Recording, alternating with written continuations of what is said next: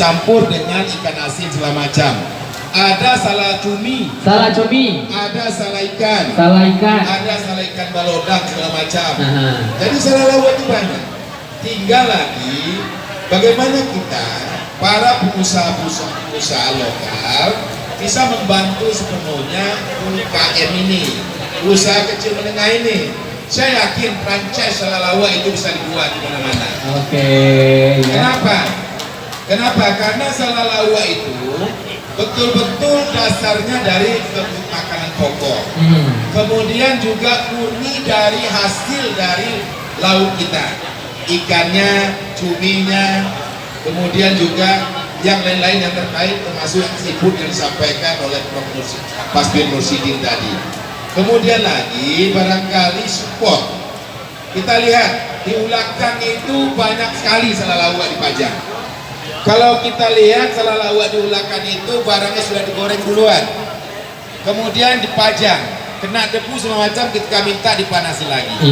Coba kalau kita buat seperti Pak Pasbir Nursidin, Pak Jurnalis bisa bikin sebentuk para franchise seperti fried chicken itu, KFC itu, saya yakin kalah KFC.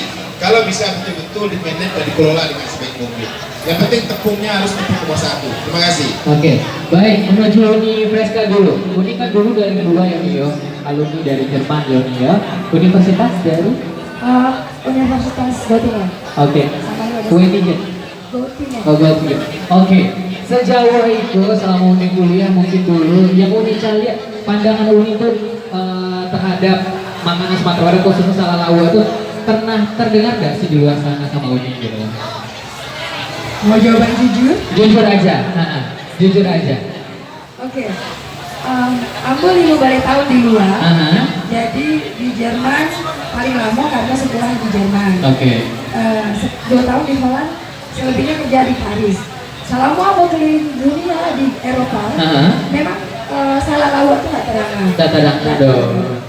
Cuman sekarang udah ada perkumpulan seperti ini, aku sangat karena memang waktu aku di Belanda di Jerman, aku kuliah regional manajemen dan aku sempat berpikir bagaimana membuat investor masuk ke Indonesia. Mungkin kepada yaitu dengan membuat ikon tertentu, misalnya dengan salah lauk. Kalau misalnya mungkin Pak Jurnalis dan para pakar mungkin kita bisa duduk bersama membicarakan apa yang seharusnya jadi ikon misalnya untuk Pariaman ketika ada kunjungan kenegaraan, kita bisa berikan daripada memberikan cendera mata atau mungkin sebagai tambahan kita bisa berikan salah lauk. Karena tadi kita bilang salah lauk harus dikedepankan, lidah orang Eropa harus dibiasakan. Dan sekarang Indonesia itu ada 9 juta orang Indonesia di luar negeri, dan itu adalah prospek untuk bisa memperkenalkan salah lauk di luar negeri. Jadi sebenarnya peluangnya itu masih sangat besar untuk dikembangkan di luar sana. Kira-kira kalau dipresentasikan berapa kira-kira nih?